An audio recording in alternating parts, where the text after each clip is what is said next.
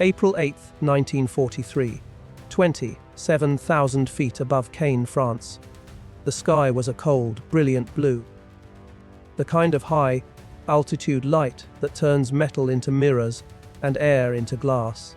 Inside the cramped cockpit of his Fokker, Wolf 190A5, Oberleutnant Ralph Hermeken could almost taste the oxygen from his mask.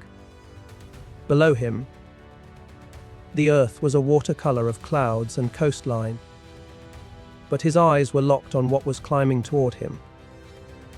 Awkward silhouettes moving slowly, stubbornly, through the still air. He couldn't help himself. A smirk crept across his face. "The Americans have sent us flying milk bottles," he said over the radio, his voice distorted by static and laughter. Through the canopy, he watched the new enemy fighters shimmering in the sunlight. 16 Republic P-47 Thunderbolts, huge and clumsy, were straining for altitude. Their engines roared with effort, propellers cutting through the air as though dragging the weight of their own bulk behind them. To the German pilots above, seasoned by years of war, the sight was comical. These bloated machines with barrel-shaped fuselages and tiny wings. Their pilots, probably sweating inside oversized cockpits. To them, it looked like slaughter waiting to happen. But in that moment, none of the Germans circling high above France understood what they were seeing. They couldn't know that the ungainly shapes climbing toward them were the first signs of a storm that would change the air war forever.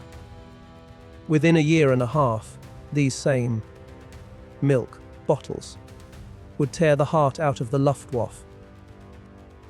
The laughter that filled the German radios that morning would be replaced by silence, and the deep, rolling thunder of 8.50 caliber Browning machine guns would become the last sound many German pilots ever heard. The story of the Thunderbolt began not in triumph, but in fear. In the summer of 1940, as German fighters swept across France and the British clung to survival, the engineers at Republic Aviation received a desperate order: design an aircraft capable of fighting at high altitude, something that could match or surpass the Luftwaffe's best.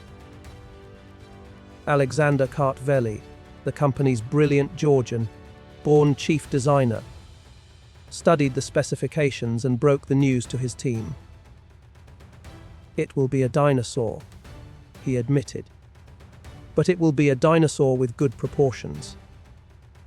When the prototype XP-47B first took to the sky on May 6, 1941, it shocked everyone who saw it.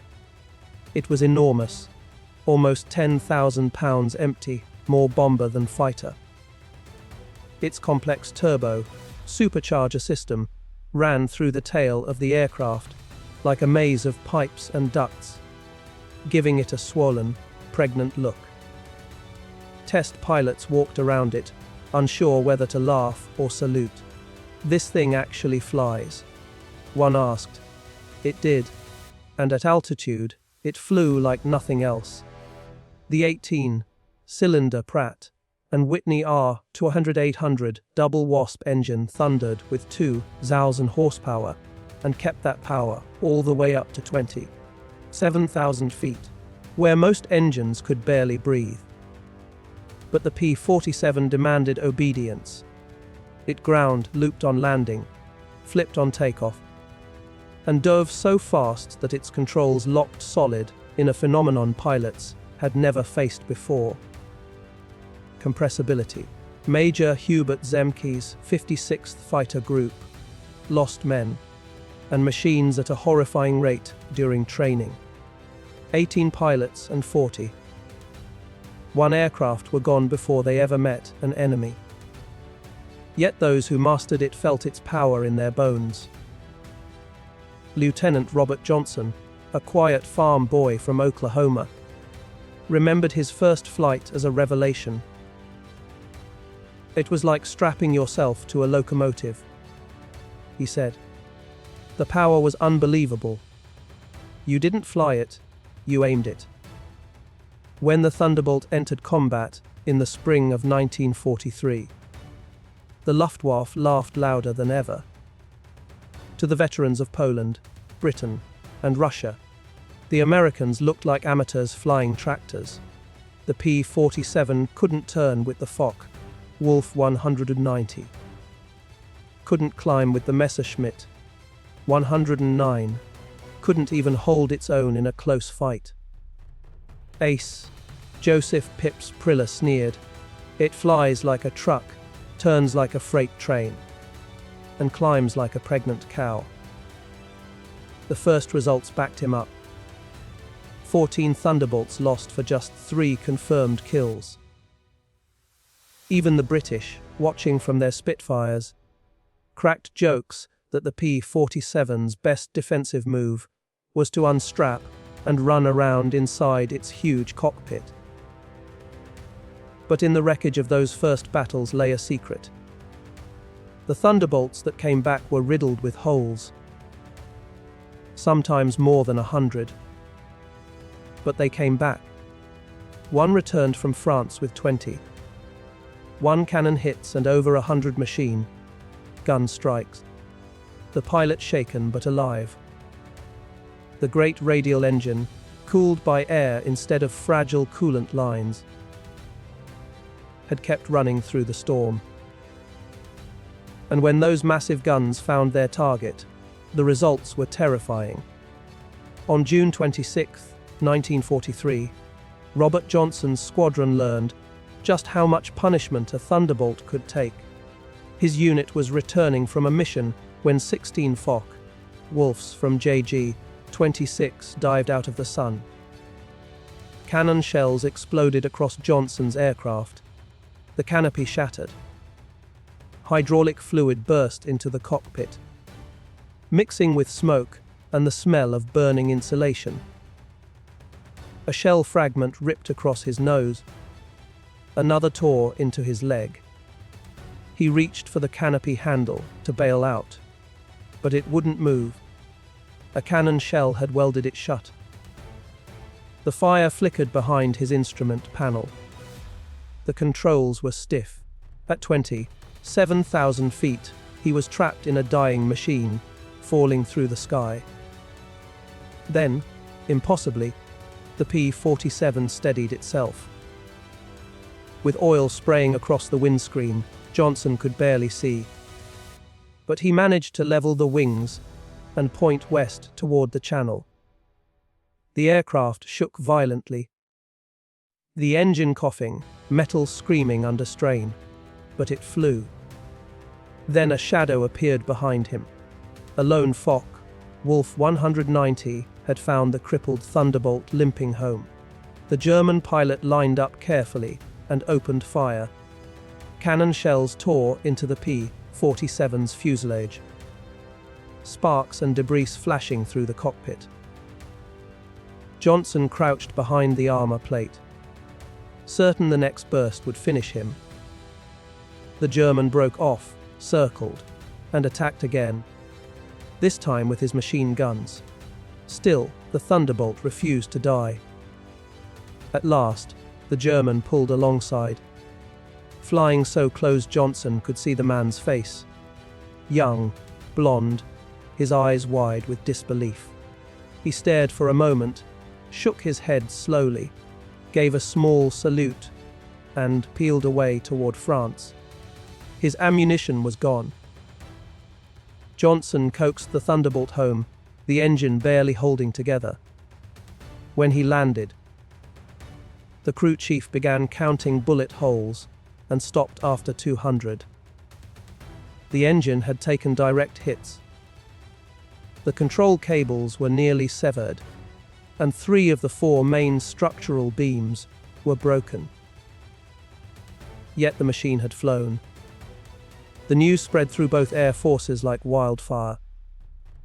American engineers studied the wreck and realized the Thunderbolt was tougher than even they had imagined. German intelligence dismissed the reports as exaggeration until multiple pilots swore to them under oath. The impossible had happened. One American fighter had survived an entire load of cannon fire from one of Germany's best. By the summer of 1943, the laughter was fading from the skies over Europe. By the summer of 1943, the laughter that once echoed through Luftwaffe radios had begun to fade. In its place came a new sound, the deep, rolling thunder of 8 Browning machine guns cutting through the thin air over Europe. The Americans were learning, adapting, and most of all, surviving. The men who had once fumbled through dogfights were now shaping the air war to their own advantage, rewriting the very rules of combat. The Thunderbolt's brute power demanded a new kind of thinking. Pilots who tried to fight German planes on their own terms, tight turns, climbing duels, knife fight maneuvers, were signing their own death warrants. But those who learned to fight like their machine wanted to fight, those who embraced speed, altitude, and controlled aggression, became unstoppable. The doctrine that emerged from blood and experience was called boom and zoom. It was simple, brutal, and effective. A flight of P-47s would dive from high above, engines screaming, guns blazing, and tear through an enemy formation in a flash of light and noise. Then, before the Germans could respond, the Thunderbolts would climb away again, using their immense power to escape retribution. No turning, no dueling, just strike, vanish, and return. The Germans called them raiders from the sky. The tactic suited both the aircraft and the men who flew it. The Thunderbolt was no ballerina. It was a heavyweight boxer. It hit like a hammer and could take more punishment than anything else in the air.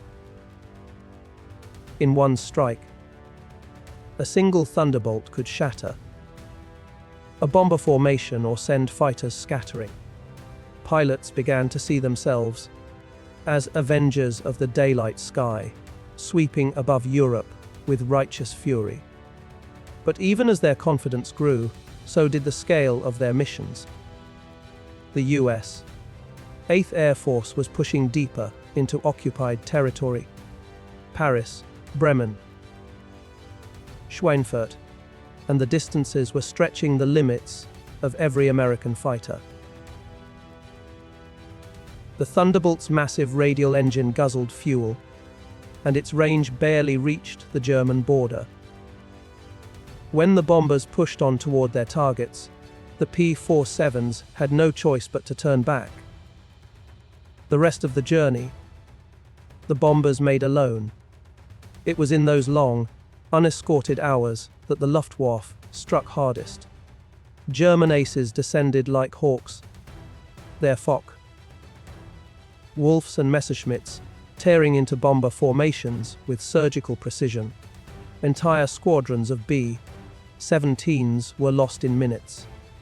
From the gun turrets of those flying fortresses, airmen would watch their escorts turn for home, and knowing that beyond that invisible line in the sky lay chaos and death.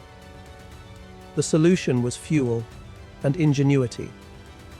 Engineers at Republic began bolting on external tanks, experimenting with ways to stretch the Thunderbolt's reach. Each modification bought them a few more miles, a few more minutes of protection for the bombers. Then came the P-47C5, with extra plumbing for drop tanks, and later the P-47D Razorback, with refinements in aerodynamics and armament. Every version carried a new layer of defiance against the Luftwaffe. In late 1943, the balance began to shift.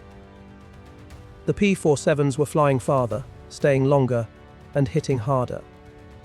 Luftwaffe units that had once mocked the Jug, as the Americans affectionately called it, were now learning to fear it.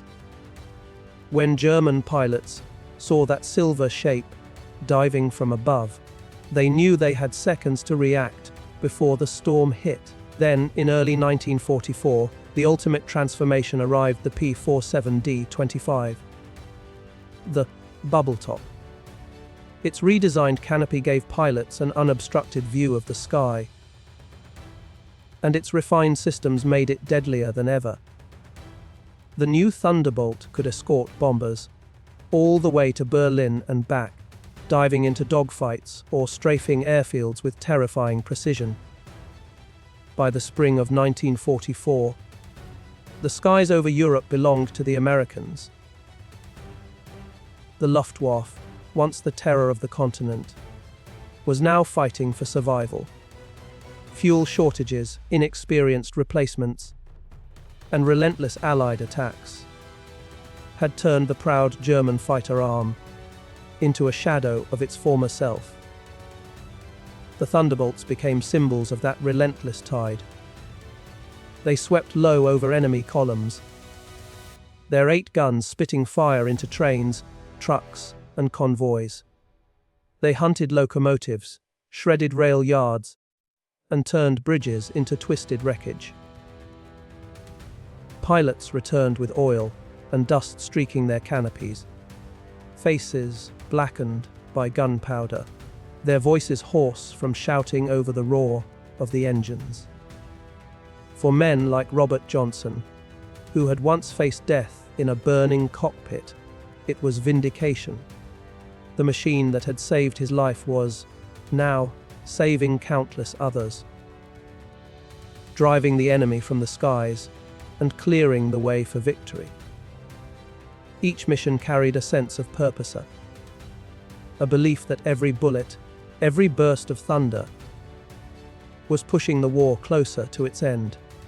And yet, in the quiet moments between missions, when the engines cooled and the noise faded, the pilots of the Thunderbolt would look toward the east and see the smoke rising from the horizon. They knew the end was coming, but they also knew how much it would cost.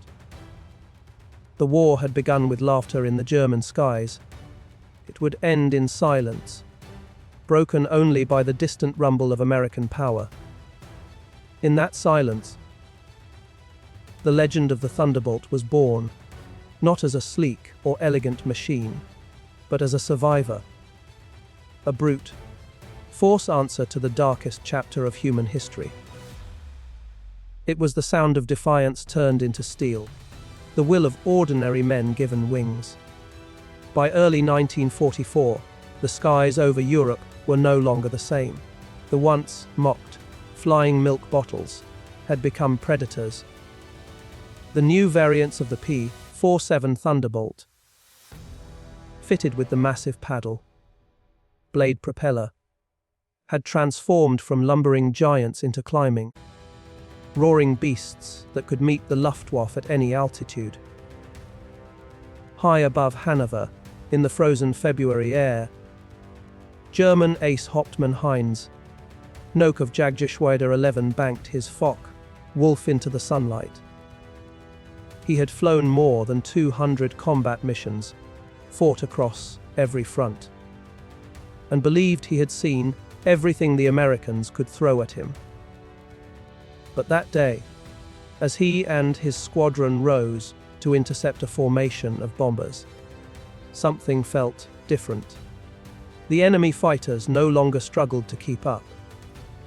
They were climbing with the Germans, faster, steadier, relentless. Nock watched one of his comrades, Schmidt, try to break away. The Thunderbolt behind him did not hesitate.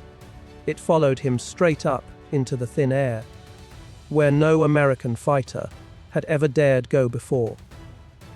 A burst of flame erupted in the cold sky. Schmidt's aircraft disintegrated in an instant, leaving nothing but smoke and scattered fragments tumbling toward the clouds below. For the first time, Anoke wrote in his diary that night, "These are not the same machines we laughed at last year. The new propeller didn't just change how the Thunderbolt flew. It changed how it sounded. The roar of those massive blades, their tips slicing the air at near supersonic speed, rolled across the landscape like thunder. German soldiers on the ground began to call it Donnerschlag, the thunderclap. Even before they saw the aircraft, they could hear the low, menacing rumble echoing across the sky. That sound meant death was coming. By March 1944, the Thunderbolts carried sleek, external fuel tanks beneath their wings, allowing them to escort bombers deep into the heart of Germany. They could now reach 1,000 miles or more, following the flying fortresses all the way to their targets and back.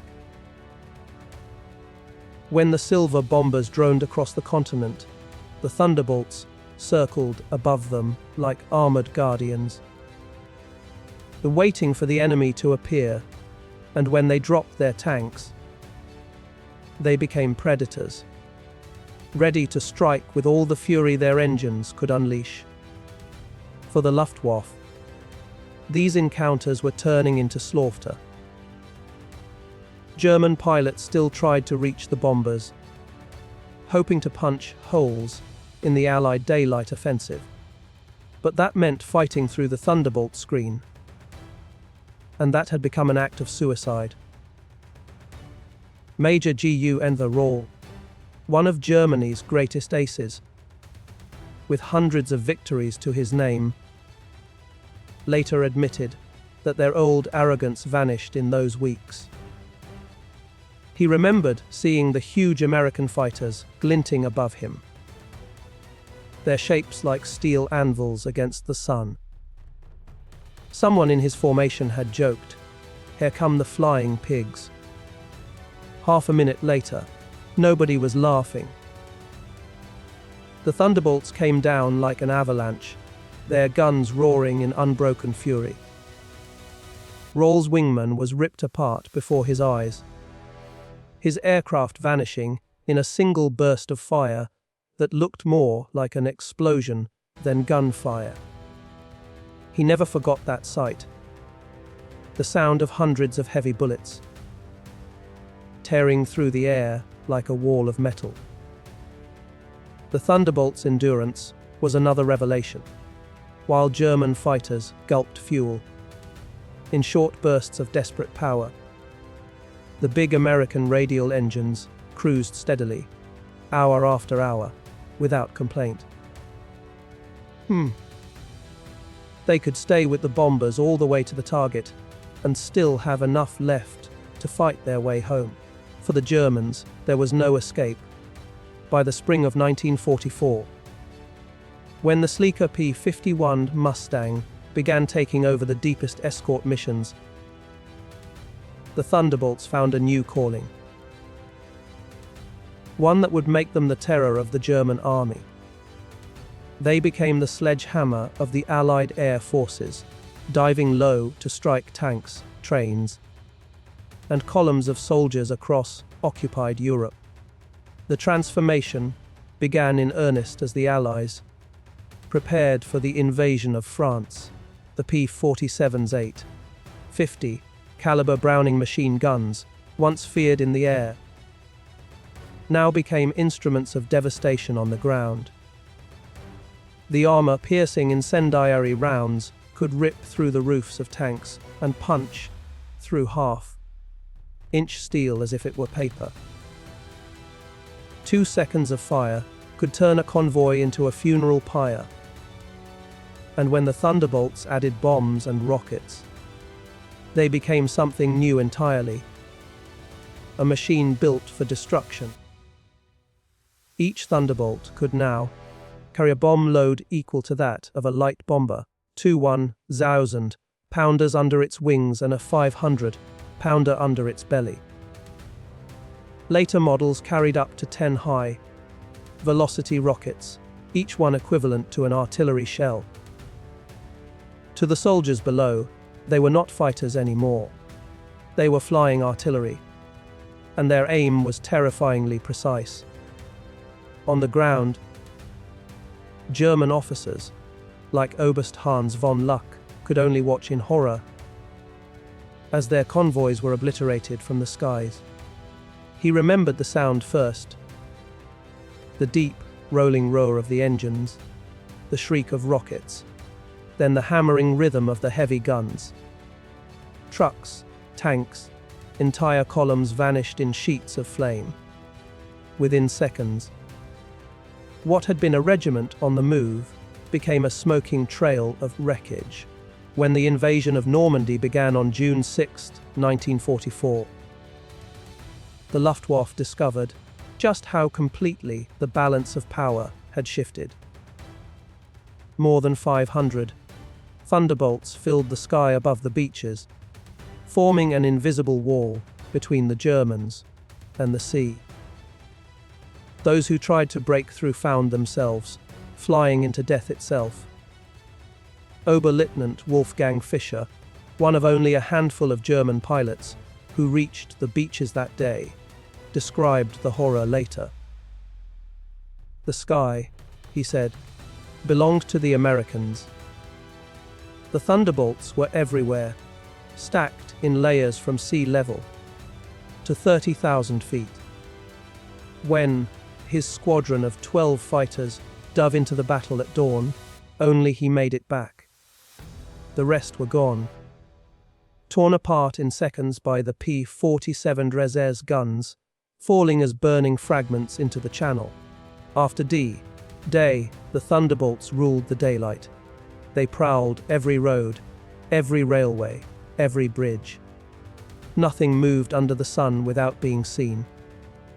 In a single month, 9th Air Force Thunderbolts destroyed thousands of vehicles, tanks, and locomotives. They didn't just attack targets. They paralyzed an army. The Wehrmacht learned to move only at night, but even darkness could not save them forever. The P-47's dominance didn't end in Europe. Across the vast distances of the Pacific, it found a new arena for its power. The jungles of New Guinea and the islands of the Philippines echoed with the same unmistakable roar. Colonel Neil Kirby of the 348th Fighter Group adapted the Thunderbolt to a war of heat, distance, and endurance. In missions that stretched for hours, his pilots learned to strike fast and hit hard. On one mission, Kirby led 4 Thunderbolts against 40 Japanese fighters, and returned home after downing 6 himself. The Japanese were stunned. Their nimble but fragile aircraft, designed for agility, crumbled under the Thunderbolt's fire.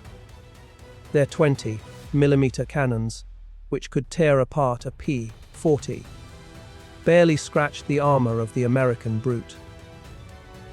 Pilots like Saburo Sakai, Japan's most respected ace, would later admit in disbelief that their guns seemed useless against the thick, skinned monster. They watched in horror as Thunderbolts soaked up hit after hit, then turned to unleash torrents of heavy fire that shredded their formations in seconds. The Thunderbolt continued to evolve. The P-47N, built for the Pacific, carried vast new fuel tanks in its wings, giving it a range of over 2,000 miles. It could now escort the mighty B-29 superfortresses all the way to Japan and back. A feat unthinkable for the short-legged brawler of 1943. Even the arrival of German jet fighters couldn't erase the Thunderbolt's legacy. The Messerschmitt Me 262, sleek and fast, seemed untouchable at over 540 miles per hour. But the Thunderbolt pilots learned where to find them. during takeoff, during landing, and in the dive. In one dramatic encounter, Lieutenant Colonel John C. Meyer spotted a jet streaking away below him. He rolled his Thunderbolt into a near, vertical dive, the airframe screaming as it plunged past 480 miles per hour. The jet pilot never saw him coming. Meyer's guns lit up the sky, and in a blink, the Me-262 was gone, torn apart by a storm of lead. By 1945, the Thunderbolt had become a symbol of overwhelming force. The new P-47M variants, tuned for speed and armed with water injection engines producing nearly 800 horsepower, could chase even the fastest jets. Major George Bostwick, one of the final aces of the war, described it best. The jets might be faster, but they couldn't take a hit. One burst from the Thunderbolt's guns, and they came apart like paper. Then came the Luftwaffe's final gamble. Operation Bodenplatte, the desperate New Year's Day assault of 1945. Nearly 1,000 German fighters struck Allied airfields across Belgium and Holland in a last-ditch bid to cripple the enemy. At one base, the Germans succeeded briefly, setting rows of Thunderbolts ablaze on the ground. When a captured German pilot was brought before Major George Brooking, he sneered and gestured toward the burning wrecks. "So, what do you think of that?" he asked. Brooking didn't hesitate. He pointed to the crews already clearing the debris, to the supply trucks rolling in from the rear. "By tomorrow," he said, "we'll have 40 new ones. How long will it take you to replace your pilots?" The Germans' grin vanished. Within days, the flight line was full again. Fresh, gleaming Thunderbolts ready for war. While the Luftwaffe had lost hundreds of its last surviving veterans. That was the final truth of the Thunderbolt. Power through production. Republic Aviation built more than 15,000 of them. A staggering number. More than any other American fighter. At the height of the war, one rolled off the assembly line every hour. Built by men and women who had never seen a battlefield, but whose work changed the course of it. They crafted machines of precision and fury, each one a masterpiece of metal and muscle, destined to dominate the skies. The Thunderbolt was not the fastest, nor the prettiest, nor the most elegant aircraft of the war, but it was the one that never gave up. It climbed when others stalled. It returned home when others fell. And from the frozen air above France to the steaming jungles of the Pacific, it thundered its way into history, the sound of victory, echoing like a heartbeat across the sky. They had studied their enemies not through rumor or instinct, but through captured machines, twisted remnants of Messerschmitts and Foch. Wolves hauled back to Allied airfields like trophies of understanding. American ground crews took them apart, measured every bolt and cable, while pilots watched and learned. They memorized how the German engines choked at altitude, how the cannons jammed in sharp dives, how the narrow wings bled speed in turns. The Americans turned curiosity into mastery. They trained not just to fly, but to know their machines, to make them an extension of their own bodies. Lieutenant Eugene Roberts was one of them. He arrived in England in the fall of 1944, a young man with clear eyes and a quiet confidence. In his logbook were 420 hours of flight time, 5 of those in a P-47 Thunderbolt. He had practiced gunnery until his shoulders ached, watched miles of gun camera film, frame by frame, memorizing the angle where tracers bent into kills. When his first mission came, he didn't hesitate. "I knew exactly what to do," he later recalled. "The German across from me that day didn't even have half my experience. It wasn't a duel. It was survival, and only one of us was prepared." That was the story of 1944. Of an air war no longer fought between equals. Training, resources, and preparation had turned the Americans into something the Luftwaffe could no longer match. By the spring of 1945, even the proudest German aces knew it. 2 years earlier, Oberstleutnant Joseph Priller had mocked the Thunderbolt as a pregnant cow, slow and graceless. But when propaganda officers came to interview him in 1945, hoping for words of hope, what he said never made it to print. His voice, once filled with arrogance, was wary now, heavy with the weight of truth. The Thunderbolt, he admitted, was the finest fighter bomber ever built. Its guns never jammed. Its engines never failed. It carried bombs like a medium bomber, fired rockets like artillery, and fought like a purebred fighter when cornered. But the machine, he said, is only half the story. The rest is the world that built it. He spoke of American industry. Endless assembly lines, roaring furnaces, and pilots who trained with fuel and ammunition that Germany could no longer afford to waste. They lose 10, they build 20. We lose 1, and he is gone forever. His eyes lowered when he said it. We still have courage, but courage without resources is only the delay of defeat. By April 1945, that defeat was visible everywhere.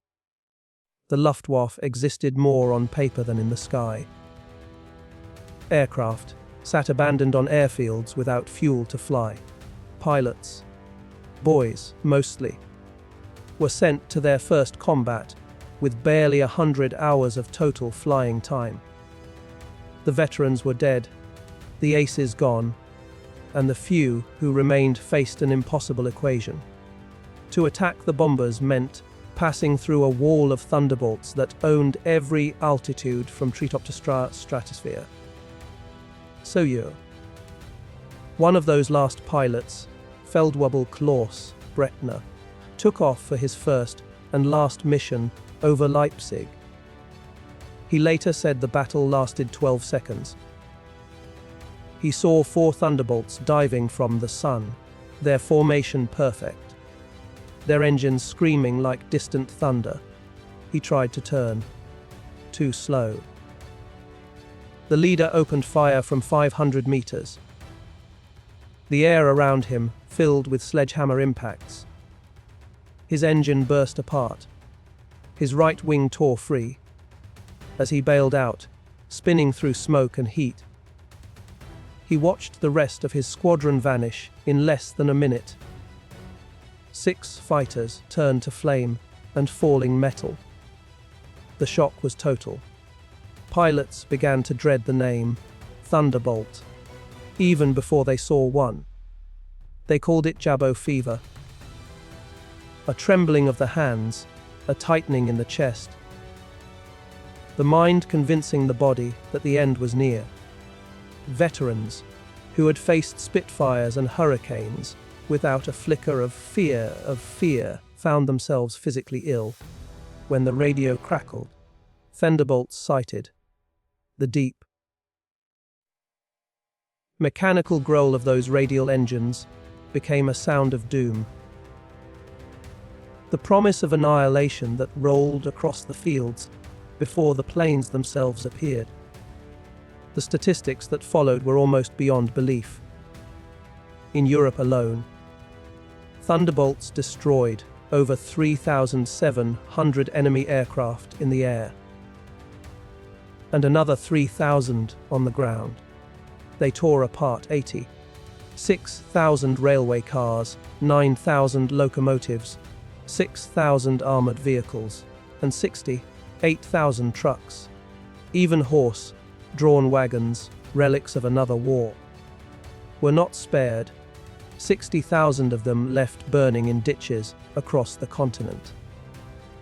In the Pacific, their reign was just as devastating.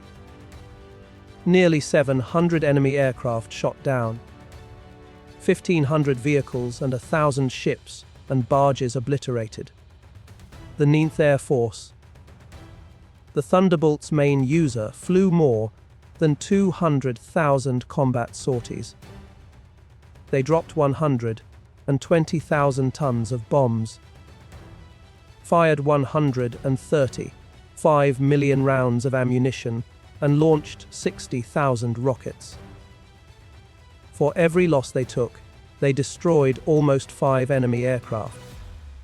The P-47 held the highest survival rate of any Allied fighter bomber.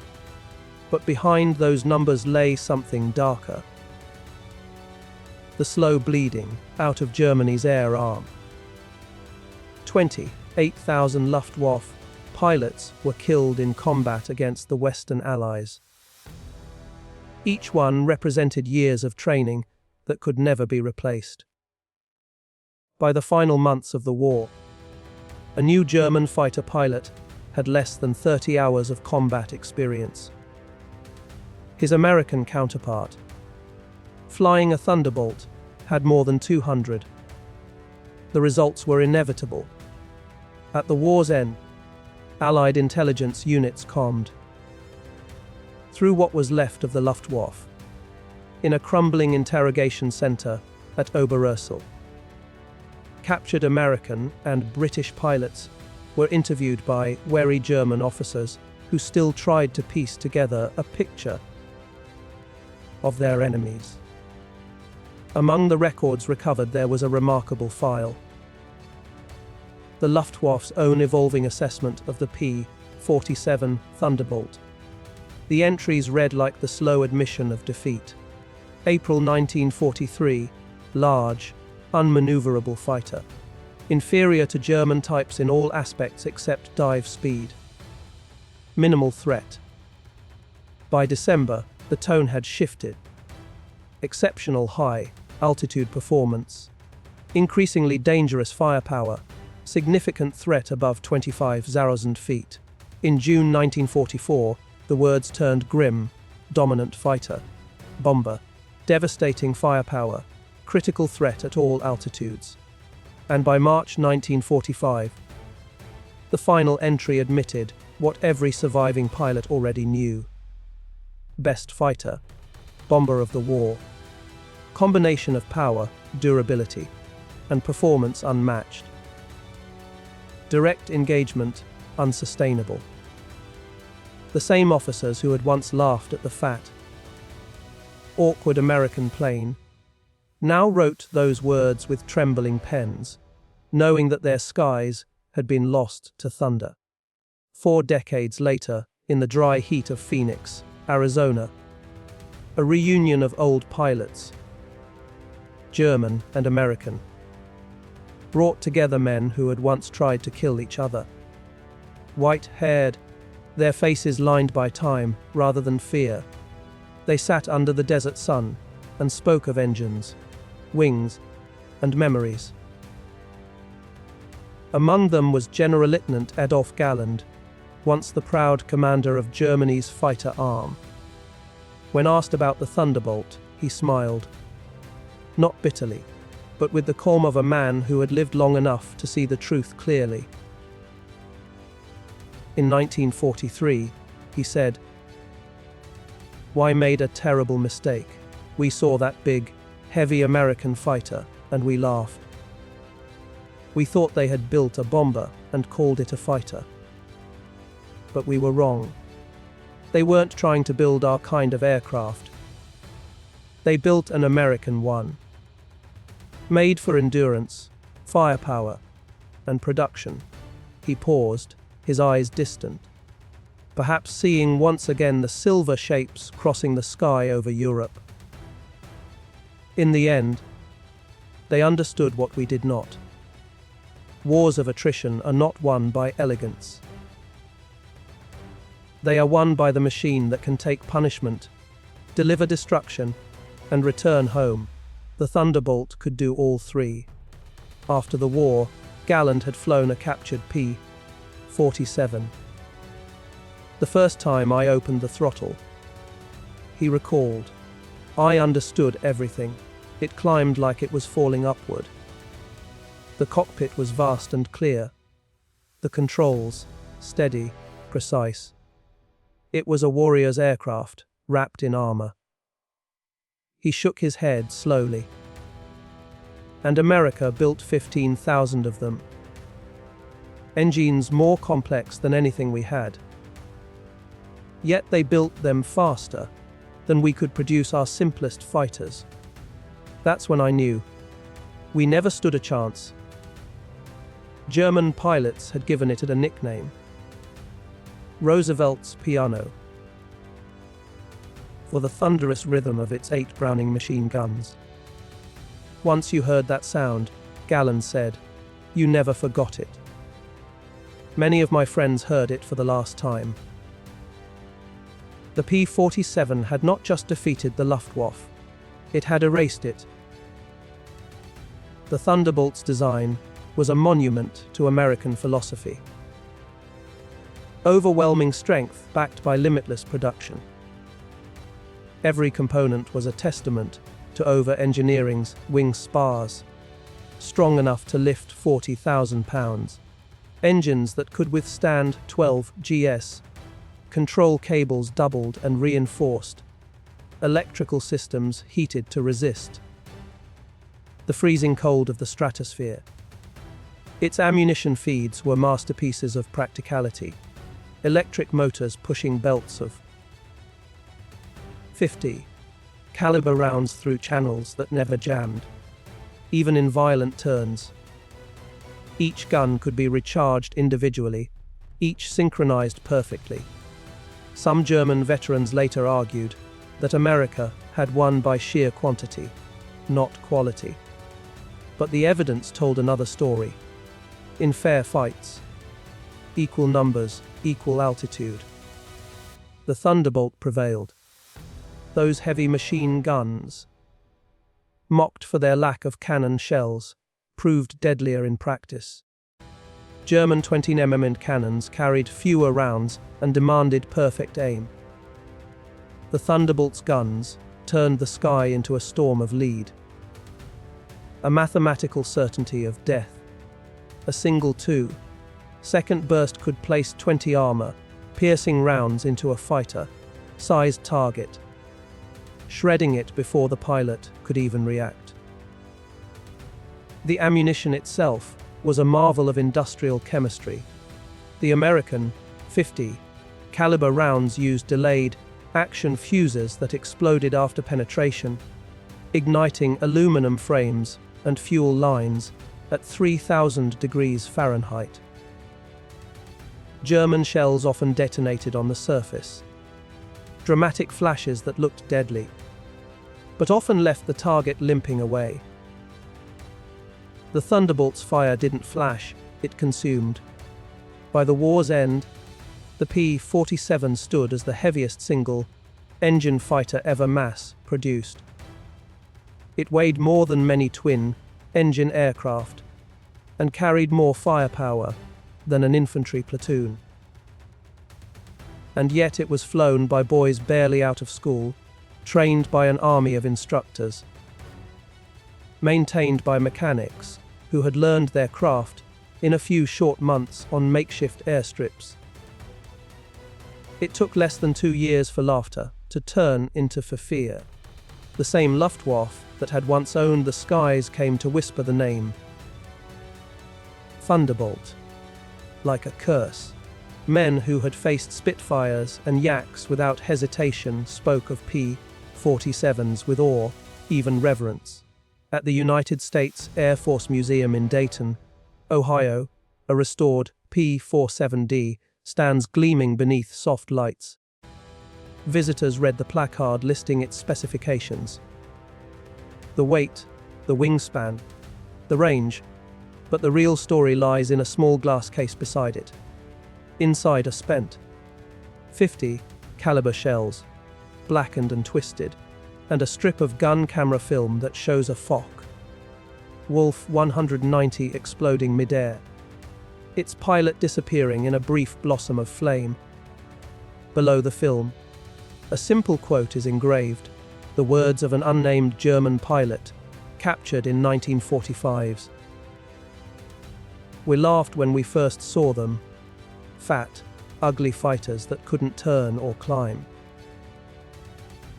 We stopped laughing when we realized they didn't need to. They just pointed those guns at you, and you ceased to exist. The laughter ended with their comrades. The P-47 Thunderbolt entered the war as a joke and ended it as a judgment. Between those years, 8 synchronized Browning guns rewrote the rules of aerial combat and buried the Luftwaffe beneath a storm of steel and fire. And when the last echoes of war faded, the sky belonged to the Thunderbolt. The thunder had spoken, and the sky belonged to America.